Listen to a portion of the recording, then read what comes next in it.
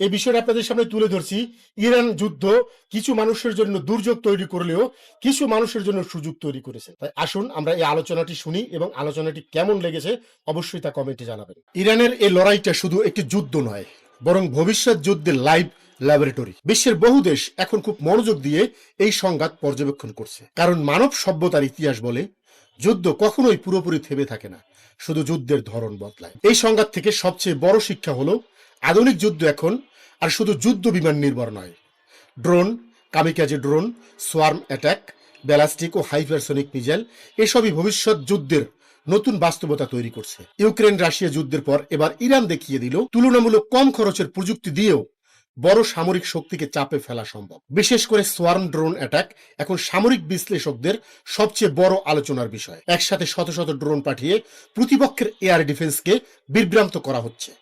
একই সাথে electronic warfare বা ইডব্লিউ ব্যবস্থার মাধ্যমে রাডার, জিপিএস ও যোগাযোগ ব্যবস্থাকে অকার্যকর করার কৌশল সামনে এসেছে। মধ্যপ্রাচ্যের দেশগুলোর জন্য, বিশেষ করে তুরস্ক, সৌদি আরব এবং মিশর এখন খুব গভীরভাবে এই যুদ্ধ বিশ্লেষণ করছে, কারণ ভবিষ্যতে সরাসরি সংঘাত এড়ানো তাদের জন্য সহজ হবে না। তাই তারা দেখছে কিভাবে নিজেদের প্রতিরক্ষা ব্যবস্থা আরো শক্তিশালী করা যায় এবং কিভাবে ইসরায়েলের মতো প্রযুক্তি নির্ভর সামরিক শক্তিকে মোকাবিলা করা সম্ভব। অন্যদিকে ইন্ডিয়া ও পাকিস্তান এই যুদ্ধ থেকে ভিন্ন ধরনের শিক্ষা দিচ্ছে।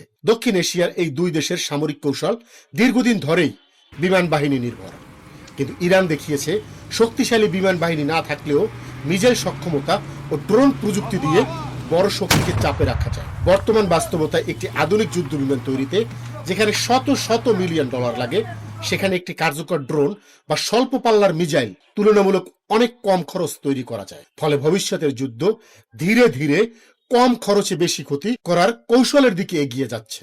সবকিছু মিলিয়ে বলা যায় ইরানের এই যুদ্ধ শুধু একটি আঞ্চলিক সংঘাত নয়, এর ভবিষ্যৎ সামরিক কৌশল শেখার একটি বড় প্ল্যাটফর্ম। যে দেশ এই যুদ্ধ থেকে যত বেশি শিক্ষা নিতে পারবে, ভবিষ্যতের সংঘাতে সে ততটাই এগিয়ে থাকবে। অর্থাৎ এই বিষয়গুলো যদি আমি সংক্ষেপে বলার চেষ্টা করি, বিষয়টা হলো কিছু দেশের জন্য আসলে একটি বিশাল সুযোগ।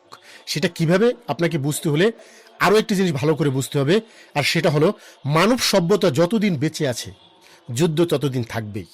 ইরান যুদ্ধের পরে পৃথিবী যে শান্ত হবে, আর কেউ যুদ্ধ করবে না, সবাই খুব ভালো হয়ে যাবে, সেটা কিন্তু কখনোই হবে না। আবারও নতুন করে পৃথিবীর অন্য প্রান্তে আবারও লড়াই শুরু হবে। এই পরবর্তী লড়াই যারা করবে তাদের জন্য এই যুদ্ধ একটি বিশাল সুযোগ। বিশেষ করে আমি যদি বলি, চীন এখান থেকে সব থেকে বেশি লাভবান হচ্ছে। চীন বর্তমানে আমেরিকার যুদ্ধ কৌশলগুলোর এই জায়গায় পোস্টমর্টেম করছে। চীন চেষ্টা করতেছে আমেরিকা যে কৌশলে বিভিন্ন দেশে হামলা করে এই কৌশলগুলো সম্পূর্ণরূপে রপ্ত করতে এবং তাদের আধুনিক যুদ্ধ বিমান এবং প্রযুক্তিগুলোর পোস্টমর্টেম তৈরি করে তারা এখান থেকে এমন একটি প্রযুক্তি তৈরি করবে যাতে ভবিষ্যতে যদি কখনো আমেরিকা চীনকে আক্রমণ করে এবং সেখান থেকে যেন তারা আমেরিকাকে হটিয়ে দিতে